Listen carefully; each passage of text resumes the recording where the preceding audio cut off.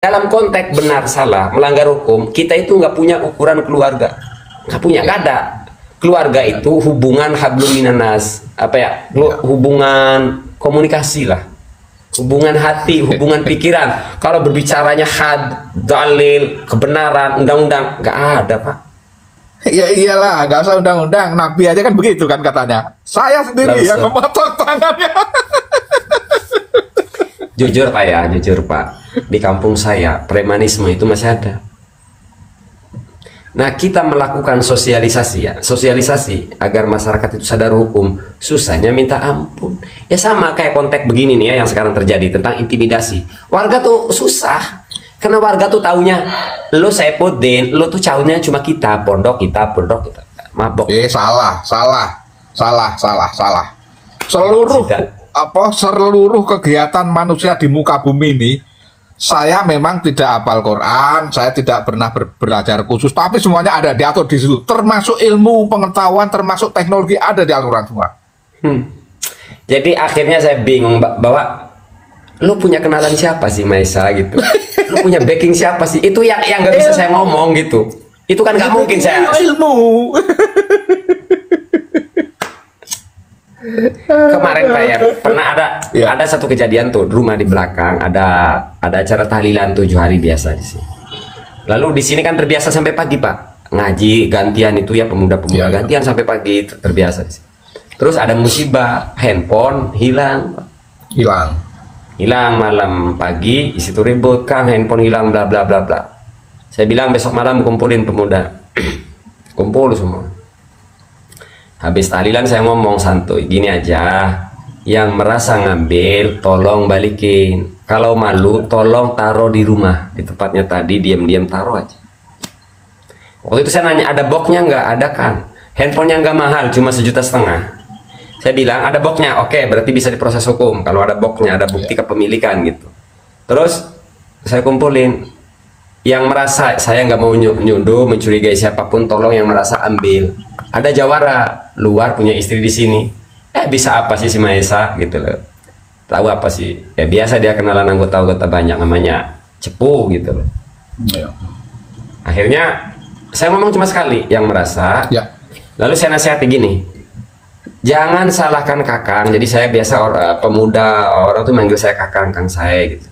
Jangan salahkan kakang kalau sampai ada yang masuk penjara. Jangan nuduh saya tega. Kalau saya membiarkan kasus ini, sama saja saya akan membiarkan perbuatan ini ditiru, karena ini akan nular. Jadi saya mending tega ke satu orang untuk melindungi pemuda yang lain. Jadi tolong pahami, saya bukan, kalau saya diamkan ini akan nular, akan ditiru oleh yang lain. Akhirnya jadi kebiasaan yang jelek. Biasa. Nah, malam ngomong tuh habis tahlil Pak, asal handphonenya ditaruh di tempat sampah. Ya wis. Nah malamnya saya kumpulin lagi, tolong jangan ada menduga-duga, jangan ada yang menduga-duga. Udah selesai, handphone balik, udah selesai, habis perkara. Jangan ada yang mencurigai-curigai. Saya udah membuka, tapi nggak dibiarkan terbuka, ditutup. Bener itu. Kembali. Udah. Dan itulah backingan yang dimiliki Gus Maisa, yaitu cara berbicara, cara melakukan tindakan, cara berpikir, yaitu backingnya, yaitu nggak ada lain.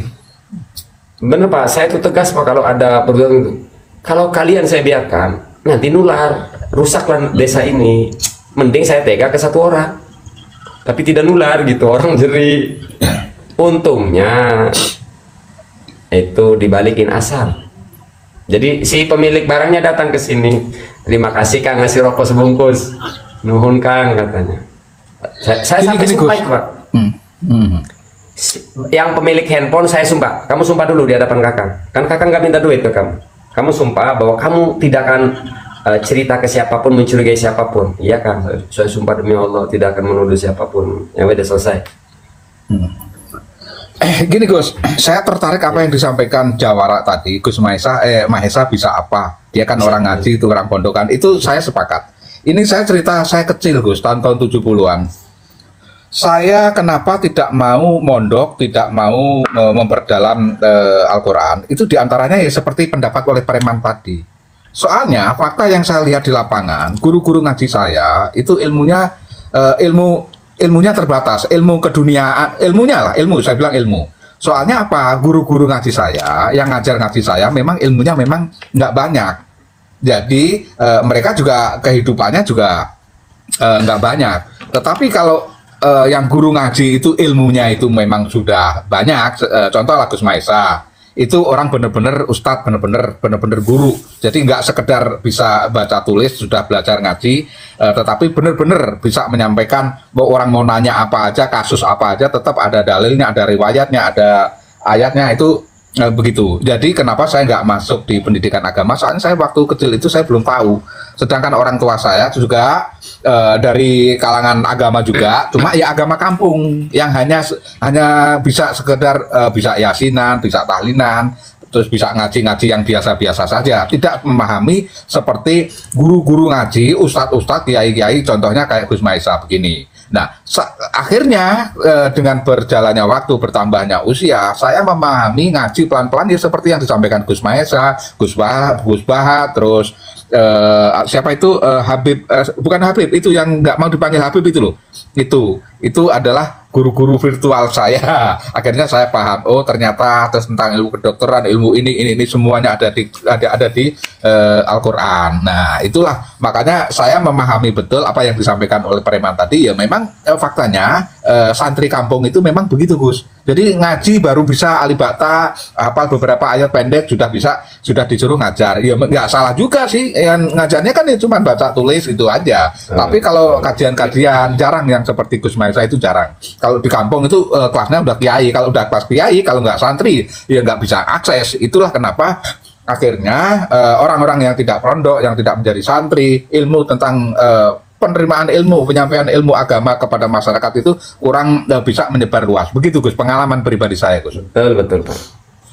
Saya juga Pak ya ngerti undang-undang ini itu hukum itu sedikit-sedikit ya, memang dari lapangan aja, sering pergaulan gitu. Bahkan sekarang mah ada masalah pembayaran ikan apa, karena kita diajak konsultasi, ini gimana persoalannya begini oh udah aman gitu. Sorry Gus, saya bantah kalau kemampuan Gus Maesa dari pengalaman ini. Saya nggak setuju. Harus mempunyai penalaran yang cukup dalam membaca teks. Oh, jadi nggak cukup dengan ya dasar itunya mah tetap ya itulah. Banyak yang hafal Quran tetapi nggak bisa menjelaskan, tidak bisa menyampaikan, tidak bisa berargumen. Banyak sekali hafal Al-Quran, cuma hanya sekedar textbook aja. Nggak bisa memahami apa yang tersirat, itu nggak bisa. Hanya yang tersurat saja dia sampaikan. Yang seperti Gus Maesa itu nggak banyak gitu loh. Apalagi bukan saya membanggakan Gus Maesa, enggak. Saya membanggakan itu karena usia masih muda, pemahamannya sudah tinggi, terus kemampuan kayak Gus Maesa nyerang Kiai Said Agil itu tanpa keilmuan nggak akan mampu menyuarakan, nggak akan mampu, soalnya sudah takut duluan. Tetapi karena kemampuan ilmunya ada, pemahamannya cukup, nggak peduli ilmu ya ilmu, orang itu pribadi, mau dia pangkatnya ketua PBNU nggak masalah, dan itu jarang yang bisa dilakukan oleh seperti kayak Gus Maesa ini. Bahkan orang-orang yang tidak sepakat dengan Gus Maesa itu banyak, wah ini suul adab anu. Lah akhirnya kita sebagai santri tidak pernah berkembang pemikirannya, tidak pernah mempunyai nilai-nilai ilmu yang bertambah.